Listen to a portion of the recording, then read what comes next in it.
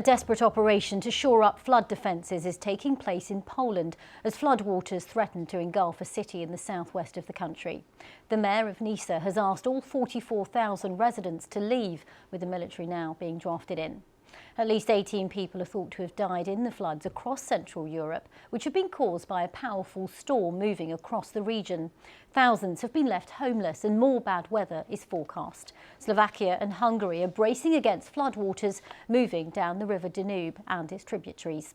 Well, these are the latest pictures from Nysa, where the river threatens to burst its banks. Sarah Rainsford reports from the Czech-Polish border. In the flood zone of Poland, there is an urgent call to evacuate. Fears that a stretch of embankment could collapse after days battered by a river swollen by torrential rain. Not far from here, a dam has burst. The pressure is increasing. Nysa has already flooded, but it could get much worse. So residents like Teresa have been told to get out to higher ground. It's the weather, it's nature. What can you do, she tells me. But nature is powerful. It smashed up the main bridge in the next town and plunged Głuchoładzi underwater.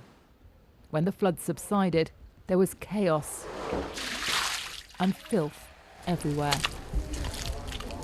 Right into the houses. How high did the water come? The water come to this. Krzysztof and his family had only just decorated. All this was brand new. Everything is damaged. Everything, money, what we have was from repaired, and now we don't have nothing. Just water everywhere. His neighbour tells me she fled when the water came rushing in. Was it scary when it was coming? Yes, I'm scared. Recovering from this won't be easy, and the danger still hasn't passed. Sarah Rainsford, BBC News in Głuchoładzi. Well, Sarah's now moved to the Polish town of Nysa and sent us this update. Yeah, I'm in Nysa now, just a few miles from where we were for that report. And here in Nysa, it was a pretty dramatic night overnight. The mayor, as you heard in that report, had given an emergency evacuation order, and then there were volunteers who were here all night stuffing sandbags like this, forming a human chain to bring the bags down here to the embankment, where a section of the riverbank had subsided, and there was a danger, according to the mayor, of that riverbank collapsing completely and the water rushing through into the town of Nysa, where we are now. And you can see the wall of sandbags and the river behind. Now, they have plugged the gap, and in fact, the river level, the water level has begun to fall back. So it seems, according to the authorities here, that the immediate danger has passed. They are prepared if the water level rises again.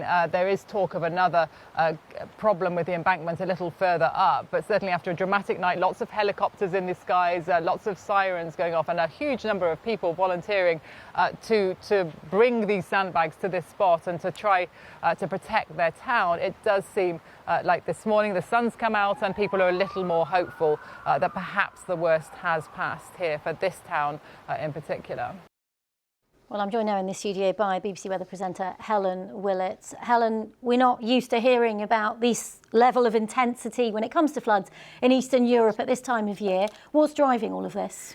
It's been quite a complex situation, and we had a lot of hot, dry weather ahead of this. Record-breaking heat in Austria just a few days before obviously this extreme rain has fallen, coupled with some record-breaking temperatures in the Mediterranean, the Adriatic. That also feeds into these storm systems. And we got a cut-off low-pressure system, which basically you've got all that heat in the east, you've got cooler air coming in from the west, and this cut-off low overhead, and it just got blocked. It couldn't move anywhere, so it sat in the same place for several days. And some incredible rainfall figures coming through. It's unimaginable, really, the catastrophic effects of this amount of rainfall when you're seeing it as you are. But in 4 days, some parts of Austria had as much rainfall as they've had in their wettest autumn, 3-month period.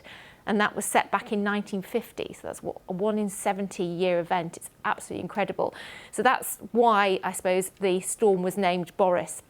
And although, as we've just heard from Sarah, it is easing a little in those areas that have been so badly affected, all that water onto the dry ground rushed into the rivers, and it's still got to make its way down those European rivers, which are slow response because they're so long. So some areas where it may have stopped raining or may not have had much rain could still see flash flooding in the coming few days as that water makes its way down. And as that system moves out of the way, it's going to develop into another system, we think, over the Mediterranean. So more forecasts for bad weather? Yes, but slightly different areas, we think, at this moment. I mean, there are red warnings out. That's the highest level warning, danger to life today, through parts of the Czech Republic, Slovakia and parts of Germany as well. Still some rain, a little bit of rain left in Austria, but it's moving into Italy and the Western Balkans. And again, as it develops really at the same area of low pressure, the same energy, if you like, it's moving over these very warm waters of the Mediterranean I just talked about. That will fuel intense rains again. So we'll have to be keeping a close eye on that area as well for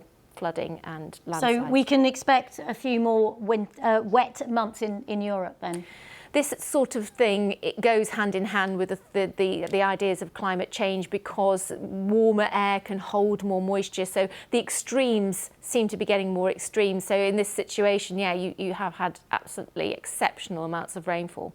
OK, Helen Willits, thanks for joining me in the studio and taking us through that.